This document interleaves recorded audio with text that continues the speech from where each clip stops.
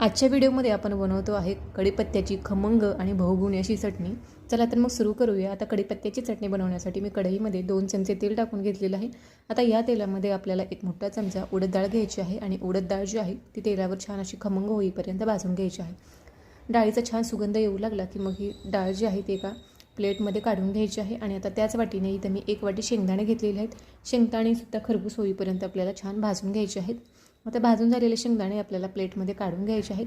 त्यानंतर आता त्याच वाटीने इथं मी फुटाणा डाळ घेतलेली आहे। आता ही डाळ जी आहे ती फक्त 1 मिनिटभर आपल्याला छान अशी परतून घ्यायची आहे। आता ही भाजून घेतलेली डाळ जी आहे ती आता परत प्लेटमध्ये आपण काढून घेऊया। त्यानंतर इथं मी त्याच वाटीने 1 वाटी किसून घेतलेलं सुकं खोबरं आहे ते सुद्धा हलकंसं परतून घेऊया। परतून घेतल्यानंतर हे सर्व जिन्नस एका प्लेटमध्ये काढून घेतले। त्याचबरोबर आता 1 चमचा जिरं आणि 10 ते 15 लसूण पाकळ्या घेतलेल्या आहेत। लसणाचं प्रमाण कमी जास्त करू शकता। आता हे भाजून घेतलं। त्यानंतर 1 वाटी मी कढीपत्ता घेतलेला आहे। ही कढीपत्त्याची पानं स्वच्छ धुवून पुसून घेतलेली आहे। आता हा कढीपत्ता छान कुरकुरीत होईपर्यंत मंद आचेवर आपल्याला भाजून घ्यायचा आहे। कढीपत्ता आपला आता भाजून झालेला आहे। त्यानंतर आता यामध्ये 2 चमचे लाल तिखट टाकून घ्यायचं आहे। त्याचबरोबर चवीपुरतं मीठ टाकून घेतल्याने आता हे सर्व जिन्नस आपल्याला मिक्सरच्या भांड्यामध्ये काढून घ्यायचे आहे। आणि सगळ्यात शेवटी आपल्याला कढीपत्ता जो आहे तो यामध्ये टाकून घ्यायचा आहे आणि छान मिक्सरला वाटून घ्यायची आहे।